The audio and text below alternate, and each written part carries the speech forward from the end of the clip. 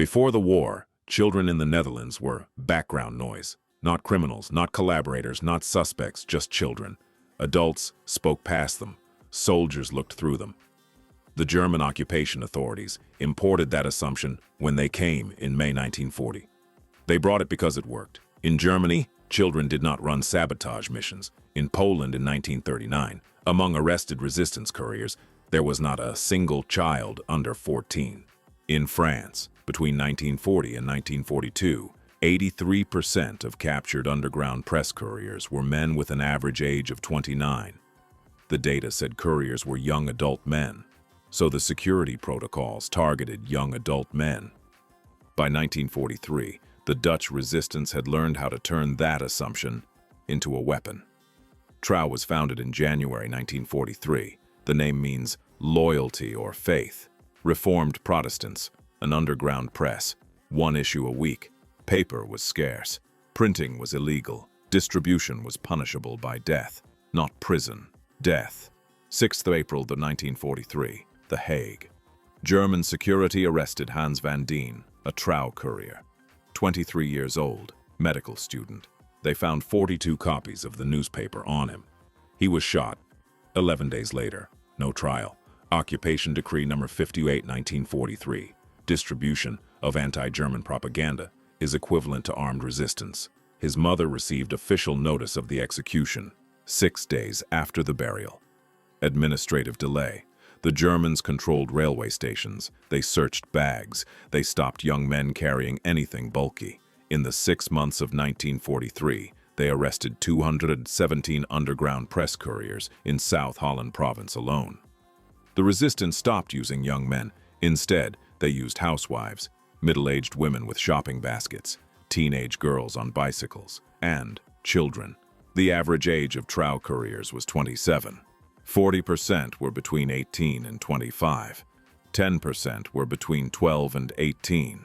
At least 12 were younger than 12. Koki de Hoop was 9 years old when she began. She lived in Voorburg, a suburb 8 kilometers south of The Hague.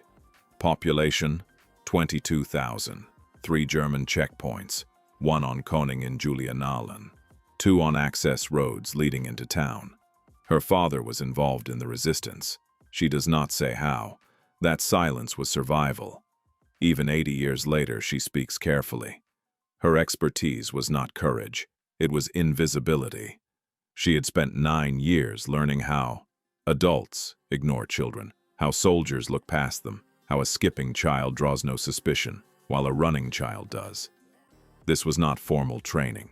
It was 9 years of existing in a world where adults had power and children did not. At school, teachers did not notice the children who sat quietly. Koki learned to sit quietly. In shops, owners did not notice children by the counter while their mothers shopped. They were furniture. Koki learned to stand still. On the streets, patrols did not notice children who walked with purpose. They noticed those who loitered. Koki always walked as if she had somewhere to be.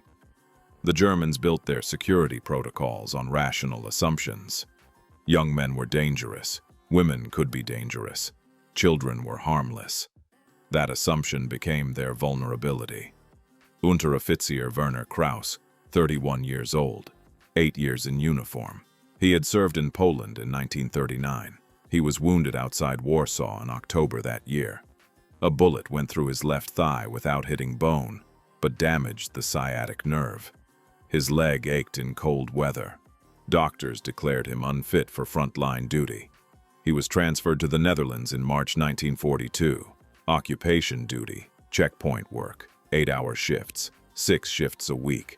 By the end of a shift, his hip burned. He did not complain. Complaints did not send a man back to the front. Gefreiter Hans Müller, 22 years old, 2 years in uniform. He had been drafted in January 1942. He had never been in combat. The Netherlands was his first foreign posting. He liked that no one was shooting at him here. He wrote letters to his mother every Sunday. She kept them in a wooden cigar box. In the letter, dated 12th of March 1944, he wrote, "It is quiet here. I stand guard at a checkpoint. We stop people, check papers.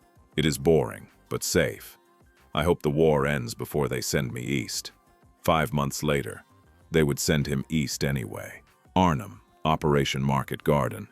He would die on 19th of September 1944 from a British mortar fragment.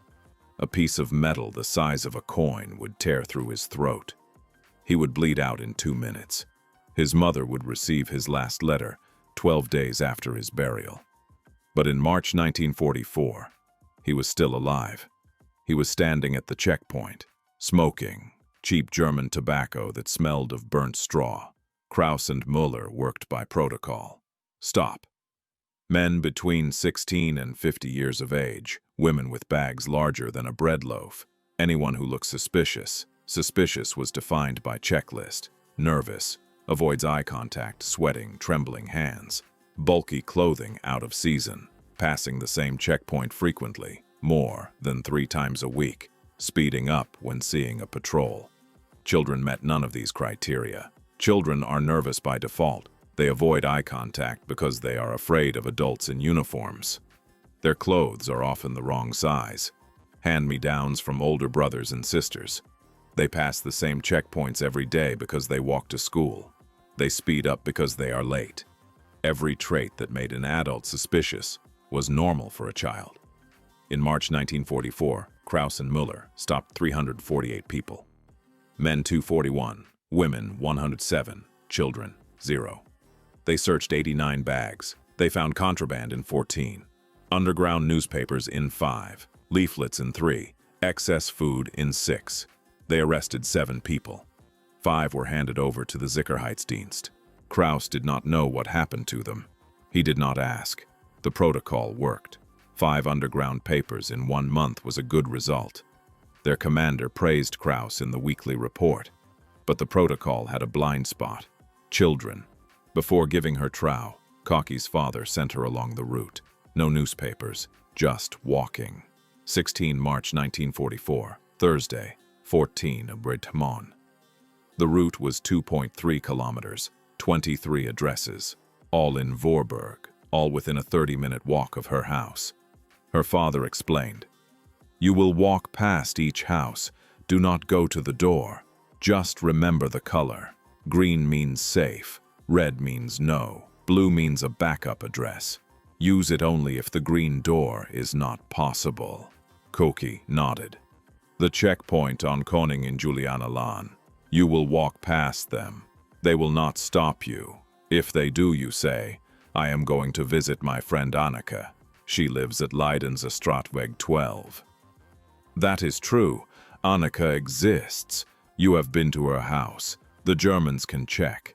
She repeated the address. "If someone follows you, you go to Annika's house. Do not come home. Do not lead them to us." Her mother said nothing.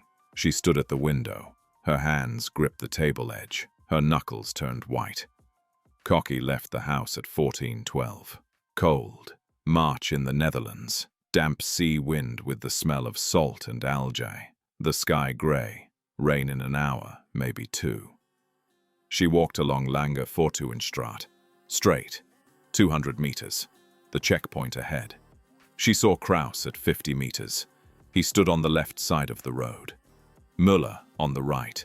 Smoking, her mouth dried out. Not from thirst, from fear. Her tongue stuck to the roof of her mouth. Saliva disappeared. She tried to swallow. Nothing moved. Her palms filled with sweat. Wet skin. She could not wipe them. Wiping would look suspicious. 40 meters. Kraus looked straight at her. She did not drop her eyes. She looked back. Not in challenge. Calm. Children look at soldiers. That is normal. 30 meters. Muller inhaled. Gray smoke. Burnt straw smell. Cheap tobacco from the east. 20 meters. Kraus narrowed his eyes. He was evaluating. Girl. 9, maybe 10 years old. Ordinary clothes, brown wool coat, worn at the elbows, too big, hand-me-down from an older sister or cousin. No bag, hands in pockets, walk steady, not running, not speeding up. She matched none of the threat criteria. He looked away. Cocky walked past, 3 meters from Kraus. She heard his breathing. Slow, regular. He yawned, bored. Muller flicked his cigarette to the cobblestones, crushed it under his boot. A soft crunch, tobacco and paper. She passed them, 10 meters beyond the checkpoint. Her bladder tightened, sudden, involuntary. She almost stopped. She did not stop.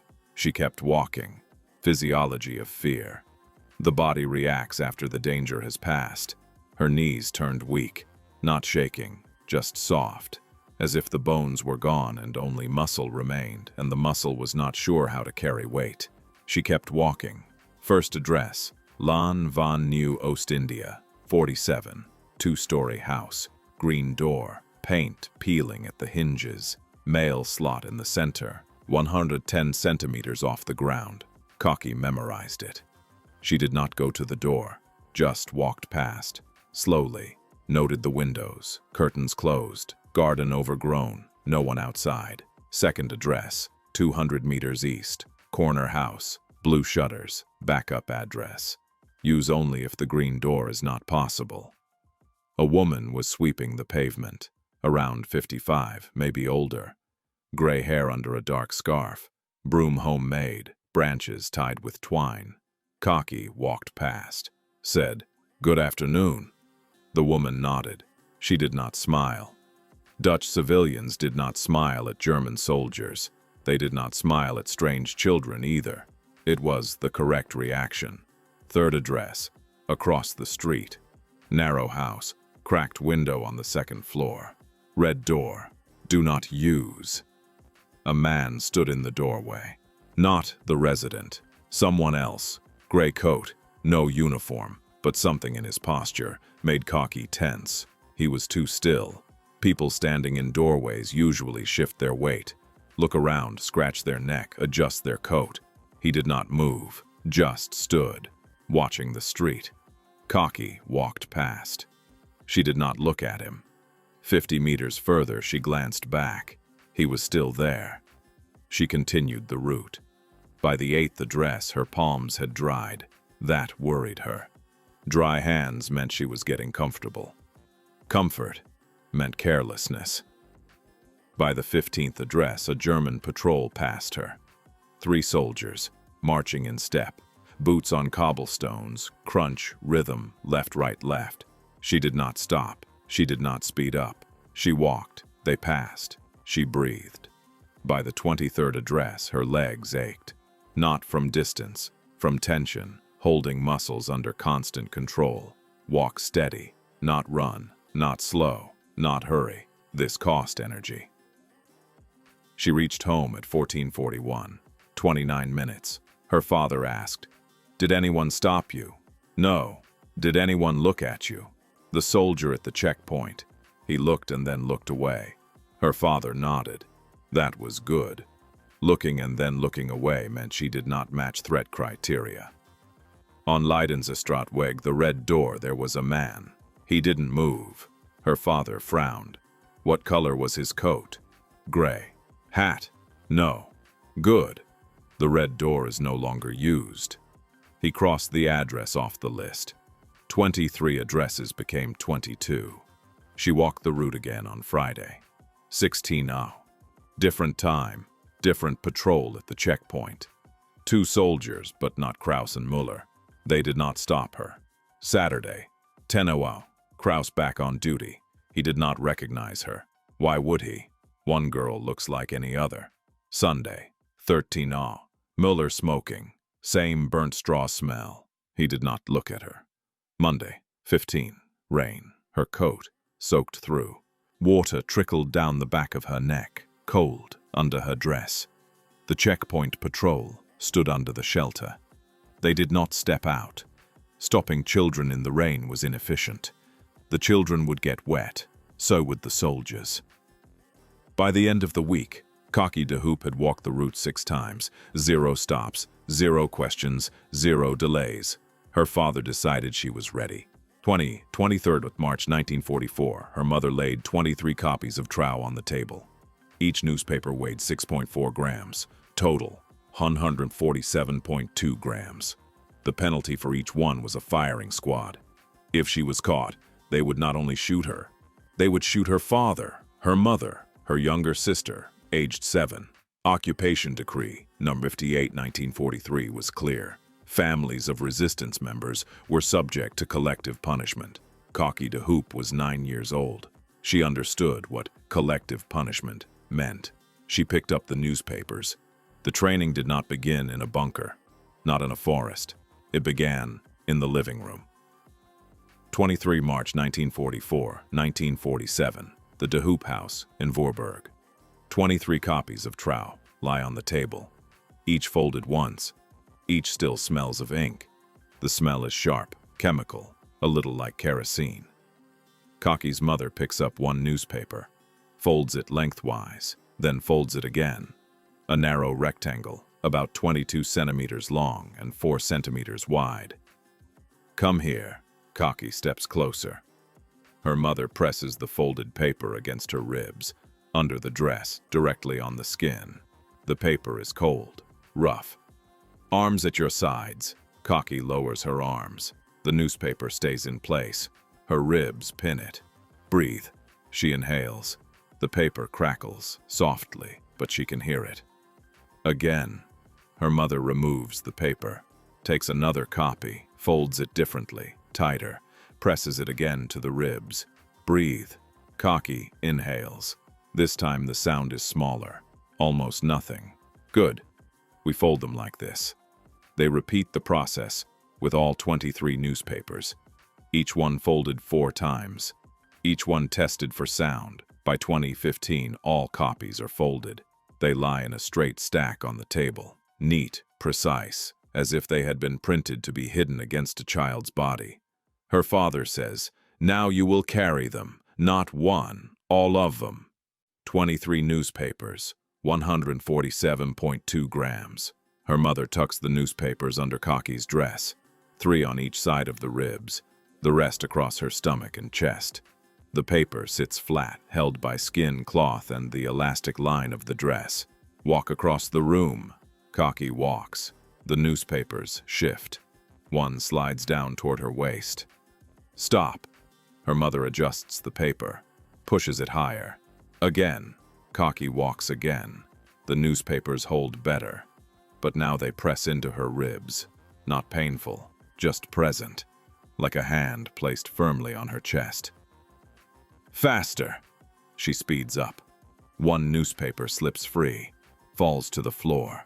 The sound of paper on wood is louder than it should be. "Start over." Her mother rebuilds the entire arrangement, all 23 sheets. This time she uses a thin linen tape, wraps it twice around Cocky's torso, knots it flat against her spine. The tape is tight enough to hold the newspapers, loose enough to let her breathe. "Walk." Cocky walks across the room. The papers stay in place. "Run." She runs 3 steps. The papers do not move. "Good. But you will not run, ever." Running attracts attention. Her father stands up. "You will skip. Show me." Cocky skips across the room. Light, careless, like a child going to see a friend. The papers press against her ribs with each bounce. Again, slower. She skips slower, more controlled, less joy, more calculation. But it looks the same from outside. Children are allowed to be careless. Adults are not. Good. A skipping child is normal. A running child is a problem. They practice for 20 minutes. Skipping, walking, stopping, turning. Each time the newspapers stay in place. By the end of the first lesson, her legs ache. Not from the distance, from control. Skipping slowly is unnatural. Children either stand still or move fast. To skip at half speed under orders demands constant attention from every muscle. Her father moves to the doorway, stands in the frame. "This is a door with a mail slot. Height, 110 centimeters. You walk up, take out a newspaper, push it through the slot, walk away. How long does it take?" Cocky walks to the door, reaches under her dress, tries to pull out a newspaper. The paper catches on the linen tape. She pulls harder. The paper tears. The sound is sharp, ugly. "Stop!" Her father takes the torn newspaper, studies it. If you tear a paper on the street, what do? Cocky does not know. You put it in your pocket. You bring it home. We tape it. You deliver it next time. You never leave a torn paper on the street. A scrap of Trouw on the pavement is evidence. He shows her how to pull out a paper without tearing it. Slow at first. Move up, then sideways, never straight down. She tries again. The paper comes free, whole. Good. Now the slot. He holds his hand at chest height to mimic the mail slot. It is narrower than the folded paper. The paper will not go through. Fold it once more. She folds the paper tighter. It slides through his hand. Time, he asks. She has no idea. 12 seconds. Too long. On the street, you stand at a door for 12 seconds. Someone notices. The target is 4 seconds. Walk, insert, leave. He sets a watch on the table. The second hand ticks loud in the quiet room. Each click is a reminder that seconds have weight. Go. She walks to the door, takes out a paper, folds it, pushes it through, steps away. 9 seconds. Again. She tries again. 8 seconds. Again. 6 seconds. Again. 5 seconds. By the 15th attempt, she reaches 4 seconds. Her fingers move without thinking. Reach, fold, push, leave. On the 16th attempt, the paper slips from her grip, falls to the floor. What do? Her father asks. She does not answer. You bend, pick it up, push it in. Calm, no rush. Panic makes you visible. She bends down, picks up the paper, slides it through. 11 seconds. You lost 7 seconds because you dropped it. On the street, 7 seconds is enough for a patrol to cover 40 meters. 40 meters is close enough for them to see your face. They repeat the exercise 23 times, once for each address. By the end, her fingers hurt, not from force, from precision. Holding the paper firmly but not crushing it is its own kind of strain. Her mother moves to the window. I am a German patrol. I am walking down the street. You see me at 50 meters. What do? I keep walking, Cocky says. Wrong. If you keep walking, and I turn the corner and see you again, that is suspicious. The correct answer is, you walk around the block. You come back after 5 minutes. Her father draws a simple map on a sheet of paper. The streets of Voorburg. 22 green dots for 22 addresses. The red one is already crossed out. This is your route. If someone is at a green dot, you go here. He points to a side street. You walk around the block. You return. She memorizes the detour. And if they are still there, you skip that address. You bring the paper home. You deliver it next week. And if they follow me, her father looks at her. Long. He does not answer right away. You do not come home. You go to Anneke, Leidensestraatweg 12. You go inside. Anneke's family knows what to do. They hide you. And you. We burn the newspapers. We destroy the list. We become an ordinary family. His voice is calm. His hands are not. His fingers grip the edge of the table until the knuckles turn white. There is another thing he does not say aloud. If the Germans decide to search every house on the street, there will be no time to burn anything. 24 March 1944, 20 m. Second night of training. Her father sits across from her. The table between them becomes a police desk. I am a German officer. I stopped you. I found newspapers on you. I ask, where did they come from? I found them, Cocky says. Where? On the street. Which street? She hesitates. He shakes his head. Your silence looks like a lie. The answer must be ready. Which street is near Anneke's house? Leidensestraatweg. Good. You found them on Leidensestraatweg. Where exactly? By a tree. What kind of tree? An oak. How many papers? 2. Why did you take them? I wanted to read them. Can you read? Yes. What does the paper say? She freezes. She has never read Trouw. Wrong. You did not read it. You found it, but you did not read. You brought it home. Why? I wanted to show my mother. Where is your mother? At home. Address? She gives their real address. Her father shakes his head again. Wrong. If you give our real address, they come here. You give Annika's address. Leidensestraatweg 12. They go there. Annika says you lied. You are just a child. You did not understand what you were doing. They repeat the interrogation. 10 times. Different angles. Same structure. By the end, her answers come without thought. Where did the papers come from? I found them. Where? On Leidensestraatweg. By the oak. Why did you take them? I wanted to show my mother. Where does she live? Leidensestraatweg 12. It is a lie built on truth. The oak on Leidensestraatweg exists. Annika's house exists. All of it can be verified. All except one thing. Koki does not live there. There is a quiet cruelty in this lesson. Her father is teaching his 9-year-old daughter how to send German soldiers to knock on someone else's door instead of theirs. He does not comment on that. Neither does she. They just rehearse. 25th March 1944, 1930. Third night. Her father says, "You will be afraid. That is normal. Fear makes you careful." He stands, slides a folded newspaper under his own shirt. Watch. He walks across the room. His hands do not move. His face is relaxed, but his breath is shallow, controlled. You see, I am afraid, but I do not show it. Fear stays inside. Outside must be ordinary. He stops by the door. If you hide fear badly, they see it. Children who try to look brave look strange. Children who are afraid of soldiers look normal. How do I show fear right? Koki asks. You do not hold their gaze too long. You look at them. You look away. Children are shy with soldiers. That is expected. They practice. Her father plays the soldier. Standing in the doorway, the frame becomes his checkpoint.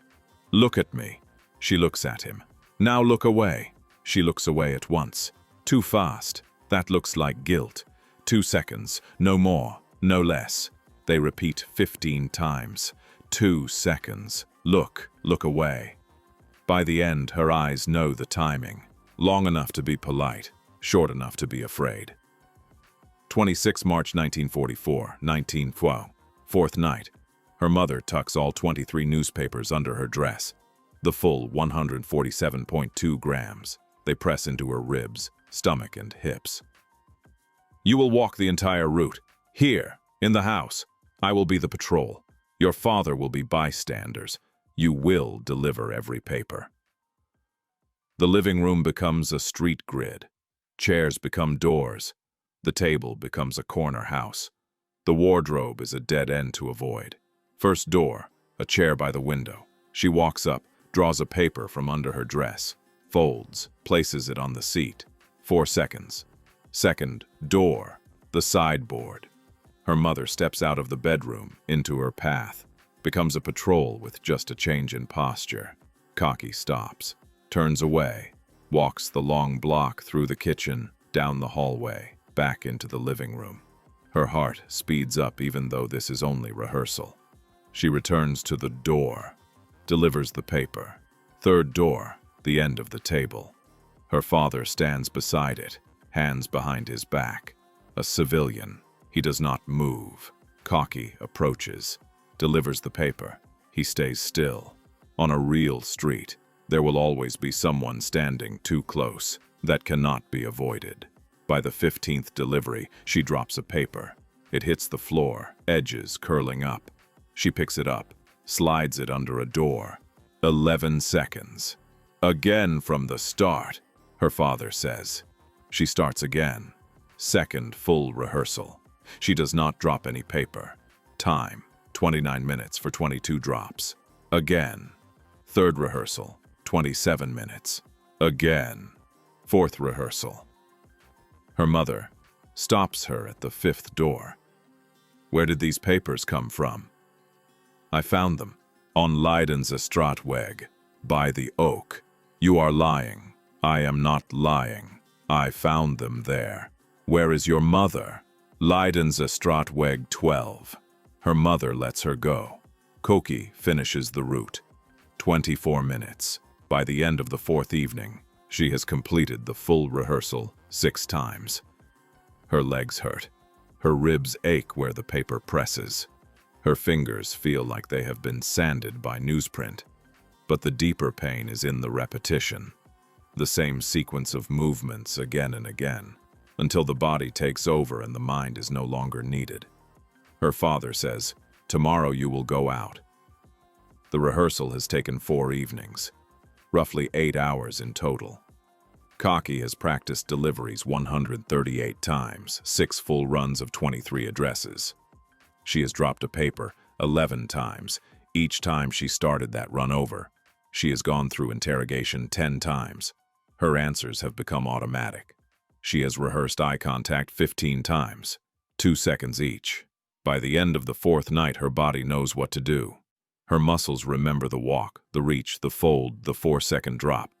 Her mind can be busy with fear. Her hands will still perform. The training does not end when the lights go out. Every night after rehearsal, she lies in bed and cannot fall asleep. Not because of nightmares, because her brain will not stop replaying the route. Door after door, slot after slot. 4 seconds, 4 seconds, 4 seconds. Outside, the town is quiet. Somewhere in the distance, boots sometimes click on stone, slow and heavy. Each time she hears that sound, her shoulders tense. Her fingers curl against the blanket, as if closing around folded paper. Her mother knows. She sits by the bed until Koki's breathing evens out. She does not speak. Words would make it worse. She just sits still in the dark, a quiet shape between her daughter and the rest of the world. 27 March 1944, late morning. Koki wakes, eats breakfast, oatmeal, no sugar. Sugar is rationed, and they have almost none. At 14, her mother lays 23 copies of Trouw on the table. "Today you deliver them for real." Koki nods. No one is ever ready to carry 147.2 grams of paper that can kill an entire family. But she is trained. Right now in this war, training is the closest thing anyone has to safety. 27 March 1944, Thursday, 14:03, Koki de Hoop steps out of the house with 23 newspapers under her dress. Total weight, 147.2 grams. The weight of each step is the weight of a possible firing squad for her family. The sky is gray, no rain yet, but the air is wet and heavy. Wind from the west, from the sea, colder than a calendar suggests for late March. Temperature around 8 degrees. Bare hands start to ache after a few minutes outside. She walks along Lange Fortuinstraat, calm, not skipping, not yet. Skipping will begin after the checkpoint. Before it, she moves the way a child moves when sent on an errand. The checkpoint on Koningin Julianalen is 200 meters away. She can see it already. 2 soldiers, Kraus and Müller, the same men as last week. Her mouth dries out, not gradually, all at once. Saliva vanishes in a single second. Her tongue sticks to the roof of her mouth. She tries to swallow. Her throat does not respond. 150 meters. The newspapers press against her ribs. They feel heavier than during training, not in grams, in meaning. In the living room, they were paper. Out here, they are evidence. 100 meters. Kraus stands on the left. Müller on the right. Müller is smoking. Cheap tobacco again. The smell of burnt straw reaches her at 50 meters. Her palms sweat. Wet skin. She keeps her hands in her pockets. She does not wipe them. Wiping is a nervous gesture. Nervous gestures are on the checklist. 70 meters. Kraus looks down the street, not directly at her. His gaze moves slowly from left to right, scanning. It is a professional movement, the product of 8 years in uniform. 50 meters. Müller inhales, exhales. Gray smoke hangs in the cold air. He glances at his wristwatch. His shift ends at 15:00. 57 minutes to go. 40 meters. Kraus turns his head. His eyes settle on her. She meets his gaze, does not flinch away at once. 2 seconds. The exact 2 seconds she has rehearsed. Then her eyes drop to the cobblestones. The stones are gray, wet, cracked in places. She focuses on a crack instead of his boots. 30 meters. Kraus evaluates. Girl, 9, maybe 10. Brown wool coat, too big in the shoulders. Hands in pockets. Normal in this cold. No bag. No visible bulges that would match a weapon or a parcel. Gait, steady. She does not speed up when she sees them. She does not slow down either. She matches none of the threat criteria. He looks away, scans the rest of the street. 20 meters. Muller drops his cigarette, crushes it under his boot. There is a crisp sound when paper and tobacco grind into wet stone. 10 meters. Kaki walks between them. She passes within 3 meters of Kraus, 5 meters of Muller. She can hear Kraus breathing. Slow, even. He yawns, a long silent yawn that speaks of boredom, not tension. 5 meters past the checkpoint. 10 meters. Her bladder tightens. Sharp, unwanted. She almost stops. She does not. She keeps walking. Her knees soften, not trembling, just losing stiffness, as if the bones have turned to cloth and the muscles must remember on their own how to carry weight. 20 meters beyond the checkpoint. She glances back. Kraus and Muller are facing the other way now, watching incoming traffic. They do not look at her. She has passed. Her first time past them with newspapers on her body. They did not stop her. Not because she was brave, because she was invisible to the rules they used. Lan van Nieuw Oost-India, 47. 2-story house, green door, paint flaking at the hinges. Mail slot set at about 110 centimeters from the ground, exactly as in her memory. The street is empty, no one on the pavement. The windows in neighboring houses are shut, curtains drawn. That too is normal. In occupied Holland, people do not stand and watch the street without reason. Watching means seeing. Seeing means knowing. Knowing is dangerous. Kaki walks up to the door. Her heart is loud, not racing, just loud. Each beat feels amplified inside her ears. She draws a newspaper from under her dress, slowly. Up, then sideways, careful not to pull down. The paper comes free without tearing. She folds it once more, tighter, so it will fit through the slot. She pushes it in. The paper slides through with a soft, dry rustle. She steps away. 4 seconds, exactly like in rehearsal. She continues walking. She does not look back. Turning to look at a closed door is behavior adults notice. 1 delivery done, 22 to go. 200 meters east, corner house, blue shutters, a backup address in training. But today, it is on the main list. The red door on the map is gone. The same woman is sweeping the pavement. Gray hair under a dark scarf. Homemade broom of branches tied with twine. Kaki slows. Should she circle the block? Come back later? No. The woman is not watching the door. She is focused on the pavement. If Kaki detours here, it looks strange. Children sometimes hesitate. They do not plan detours to avoid old women with brooms. She walks straight ahead. As she reaches the door, she says, "Good afternoon." The woman nods. She does not smile. She does not answer. She keeps sweeping. Kaki pulls out a paper, slides it through the slot, turns and walks away. 5 seconds. 1 second more than target. The cost of a polite greeting. The woman does not turn to watch her go. She has seen a little girl at a door. That is all. She has seen nothing. Across the street, narrow house, cracked pane on the 2nd floor. Yellow door, no one nearby. Empty pavement. Kaki walks up, reaches under her dress for a paper. The door opens. She freezes. The newspaper is in her hand, half folded, completely visible. A man stands in the doorway. 60, maybe older. Gray beard, dark suit worn shiny at the elbows. His eyes go from her face to the paper. 2 seconds. He nods. Once. Small, almost invisible. He steps back and closes the door. Cocky remains on the threshold with the paper in her hand. Her fingers begin to shake. What now? The door is shut. The slot is on the inside. The man has seen the paper. She hears footsteps behind the door, coming closer. The door opens again, this time only 5 centimeters. The man's hand appears, pale fingers, thin. He takes the paper from her. His skin is cold and dry against the newsprint. He says nothing. The door closes. She steps away.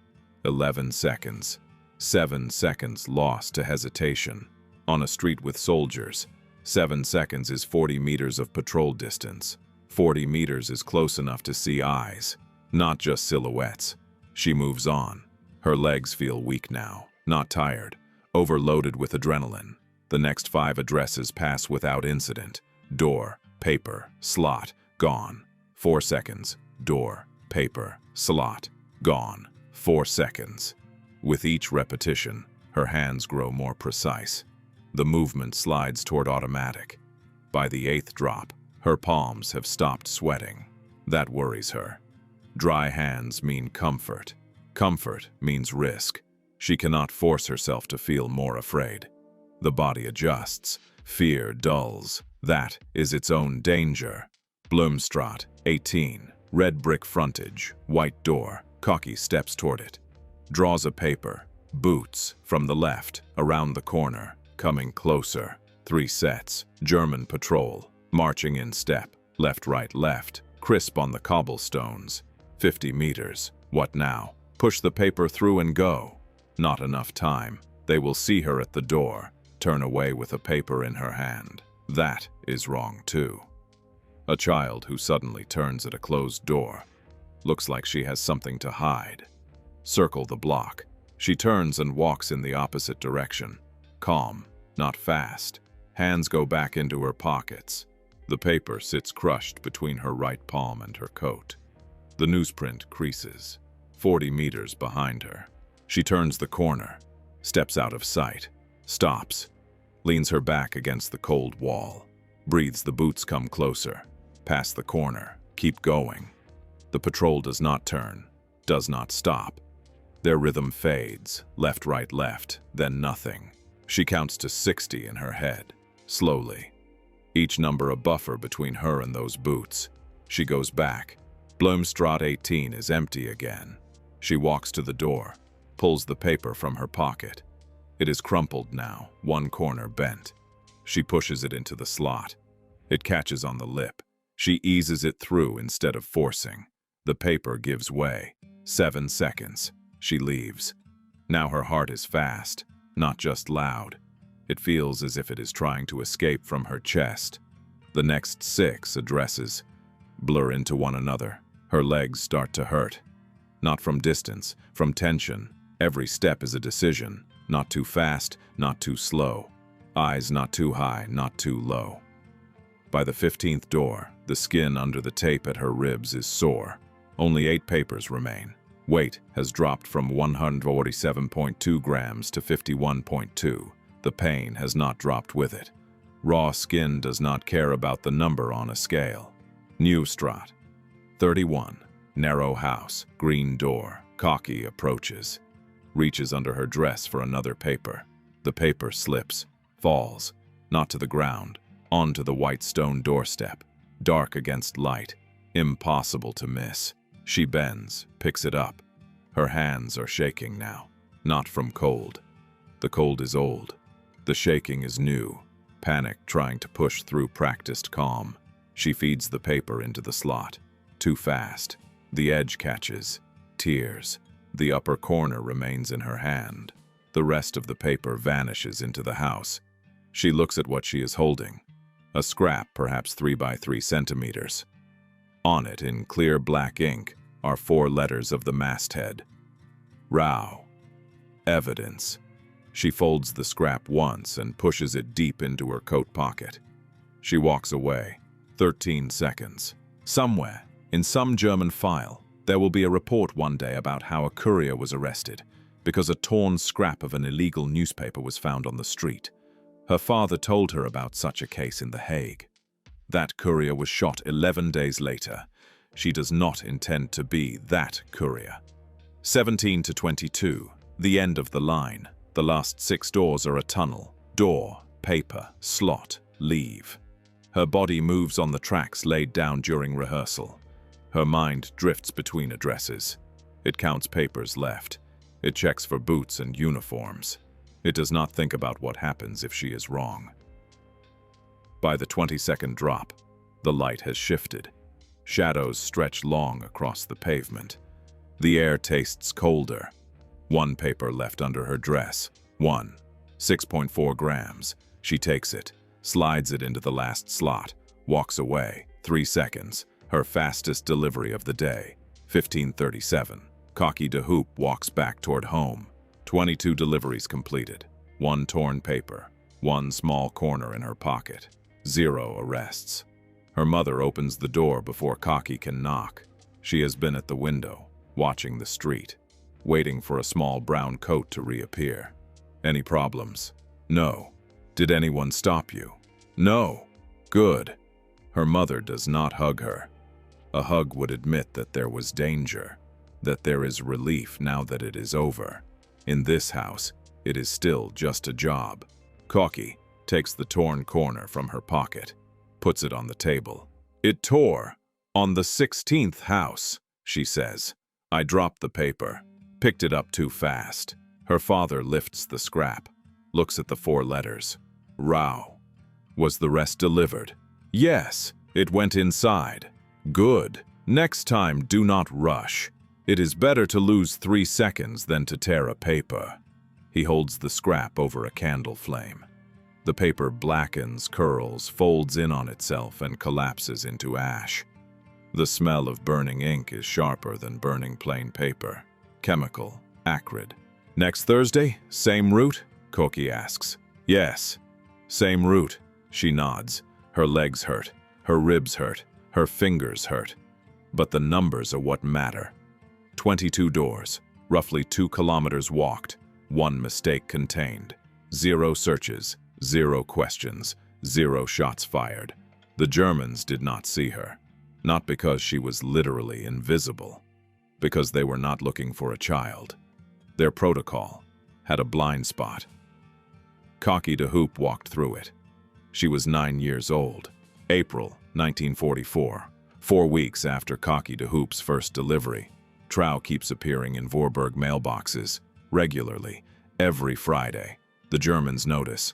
Over 3 months of occupation in South Holland, they had arrested 217 underground press couriers, 87% men, 12% women, 1% teenagers. No children under 12 appeared in any report. But the newspapers kept showing up. Through April 1944, Sicherheitsdienst, SD headquarters in The Hague, receives a summary report. In The Hague suburbs, Trouw continues to circulate despite searches. 148 cases recorded in March 1944, 73%, found in houses with no prior arrests. Couriers using unknown delivery method. Security protocols are adjusted. 4 April. Order to all checkpoints. Increase female checks by 40%. Special attention to bags and bulky clothing. Check papers on anyone passing the same point more than 3 times per week. Children are not mentioned. Kraus and Müller receive the order at morning roll call. Kraus nods. He has already been checking women. The order just formalizes it. Müller grumbles. More work. How many of them are couriers? 1 in 10. Kraus answers. 1 in 100. But if we miss 1 in 100, we get punished. They get shot. They return to their post. They now search bags from 23 women per shift instead of 12. It works. In April, they search 89 bags, find contraband in 17 cases, arrest 9 people. But Trouw keeps appearing. Cocky walks the same route. 23 papers, 147.2 grams. Kraus and Müller are busy. They are searching a woman with a shopping bag. The bag is the size of a bread loaf. Kraus rummages inside. Müller checks her papers. Cocky walks past. Does not stop. Does not speed up. Kraus looks up. His eyes find her for 2 seconds. She looks down, at the pavement. He turns back to the woman. The bag is priority. A girl with no bag is not. Cocky passes. First address, green door, delivered. 4 seconds. Second address, blue shutters. Woman sweeping the pavement. Cocky says good afternoon. Delivers. 5 seconds. Third address, yellow door. The man opens, takes the paper, says nothing. Business as usual. Second week. The Germans tighten checks. Checkpoints stay open until 18 Oman, instead of 17 Extra foot patrols added. Kraus and Müller now check women without bags. No searches, just papers. Cocky approaches the checkpoint. 14:15. Müller stops the woman ahead of her. Papers. The woman is 42, a housewife returning from the shops. Papers in order. She is waved through. Cocky steps up. How old are you? Müller asks. 9. Where are you going? To my friends. What is her name? Annika. Where does she live? Leidensestraat 12. Müller looks at her for 2 seconds, then waves her through. He does not ask children for papers. Children do not have papers. Protocol does not require it. Cocky passes. Her heart beats faster now. Not louder, just faster. Her first conversation with a German soldier. Her first question. She answered correctly. Third Thursday. The Germans issue new standing orders. Check mailboxes in suspicious houses. Look for delivery traces, paper scraps, fresh fingerprints on slots. In Voorburg, they search 14 houses. Find 2 scraps of Trouw. 1 from a torn paper. 1 from a courier who missed the slot. Both cases are adult couriers. Cocky waits until 15 Briesbronk. Streets are quiet. Patrols doubled. She leaves later. 16:15. The checkpoint is empty. The raid has ended. The soldiers are tired. She passes without questions. First address, green door, delivered. Second address, blue shutters. The woman is sweeping again, but this time she looks at Cocky longer. You again? Yes. The woman nods, says nothing more. Cocky delivers, walks away. Sixth address, yellow door. The man opens, but now he is nervous. Germans came this morning, looking for papers, found nothing. Cocky stays silent, hands him the paper. He takes it, closes the door faster than before. The Germans are learning. Female check frequency has risen from 12 to 23 per shift. Patrols work longer, until 18:00. They check mailboxes, but children remain outside the protocol. Kraus and Müller check women, check bags, check papers on teenage girls. But they let 9-year-old girls with no bags pass, not from laziness, from data. The data shows no threat from them. In April, South Holland sees 23 underground press arrests, 19 adults, 4 teenagers, 0 children under 12. Trouw keeps spreading. It spreads not because the Germans are fools, because their system cannot adapt as fast as the resistance changes tactics. The resistance changes faster. Cocky de Hoop delivers every Friday for 4 weeks. 0 stops, 0 searches. Her route stays the same, because it works. August 1944. The SD launches its largest raid against Trouw. 26th of August. Simultaneous across the Netherlands. 130 people arrested. Printing press seized. Editors captured. 23 couriers taken. All adults, all over 20. Ultimatum: name names or die. The editors refuse. The couriers are executed. In Voorburg, 14 houses are searched. Nothing is found. Cocky de Hoop does not deliver for 2 weeks. Her route is frozen. The Netherlands is liberated on 5th of May 1945. Cocky is 11. Archaeological frame, 2024. April 2024. The newspaper, Trouw, publishes a research report. The Women of Trouw. A Trouw journalist tracks down Cocky de Hoop. She is 89, lives in a small house near The Hague. Did you deliver the papers? Yes. How? Under my dress, into mail slots, every Friday. They never caught you? No, I was a child.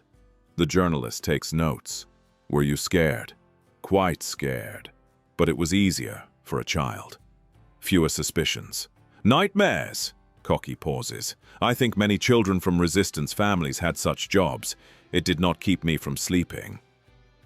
The journalist does not press. The report documents 300 women and girls who distributed Trouw. 10% teenagers, at least 12 under 12. Most children's names are unknown. Resistance protocol, minimum records, names or vulnerabilities. Character fates 20-40 years later. Kraus, Werner, age 31 in 1944. Survived, captured by Allies in April 1945. Released 1946, returned to Germany. Factory work in Munich. Died 1972 of lung cancer. Smoking, never spoke of the war. His son found his medals after the funeral, among them an Iron Cross 3rd class for service in Poland. The son had no idea his father had served in occupation police. Müller, Hans, age 22 in 1944. Killed 19th September 1944 at Arnhem, Operation Market Garden. British mortar fragment to the throat. Dead in 2 minutes. His mother received his last letter 12 days after the burial. She kept every letter in a wooden cigar box. The box is still in the family home. The woman with the broom. Name unknown. About 55 in 1944. Survived. Worked as a school cleaner after the war. Died 1963 of pneumonia. Her children did not know she received Trouw. Proof was found in 1985 while clearing the attic. A stack of papers wrapped in oilcloth. The man at the yellow door. Name unknown. About 60 in 1944. Arrested October 1944. Not for Trouw, for hiding a Jewish family. Sent to Dachau. Liberated by Allies, April 1945. Returned to Voorburg. Died 1958 of heart attack. His grandson found the diary in 2003. Entry for 27 April 1944. Girl brought Trouw. Germans came this morning. Found nothing. Thank God for children. Cocky de Hoop. Age 9 in 1944. Survived. Married. 2 children. Grandchildren. Never spoke of the deliveries. Her family learned in 2024 from the newspaper. Were you scared? The journalist asks. Yes, but it was a job. Just a job. Asked about nightmares, Cocky answers indirectly. In 1985, 41 years later, she could not sleep after watching a war film. The sound of boots on cobblestones made her shake. She did not know why until she remembered the checkpoint. She told no one, not even her husband. In 2024, 80 years later, she tells the journalist, I do not regret it. But if I could go back, I would not do it. Mathematical victory. 300 Trouw couriers, 12 children under 12. 130 arrested in August 1944. 0 children. Trouw circulated until the end, became a legal paper. 80,000 subscribers today. 23 couriers executed after refusing to name names. Kraus silent for 28 years. Müller did not live to see peace. The sweeper hid papers for 19 years. The man at the yellow door died 13 years after Dachau. Cocky de Hoop, 80 years on, answers with pauses. In 2024, Trouw researchers found German checkpoint logs from Voorburg. March-April 1944, 1,847 checks. Men, 1,203. Women, 644. Children, 0. Cocky de Hoop passed them 18 times. The logs do not mention her name. Who won? Mathematics says the resistance. Trouw survived, became legal. The human cost says everyone paid. Germans with their lives, couriers with their freedom, neighbors with fear, children with silence. Cocky de Hoop calls it a job. The Trouw journalist in 2024 has no good answer. The ocean does not know who won naval battles. It just keeps the wrecks. The archives do not know. They keep the logs, the orders, the names, but not the nightmares. Who won? No one knows. Imagine you're 9 years old. 147 grams of paper under your dress, each sheet a death sentence for your family. You walk past soldiers who could end everything in seconds. Now imagine you succeed. 800 times. What would you have done in her place? Would you have walked, run, refused? The checkpoint logs say 0 children were ever searched, but millions of adults lived in fear every day. Comment below. What would you have done? If these forgotten stories matter to you, hit that like button, subscribe, and share yours in the comments. We'll see you in the next one.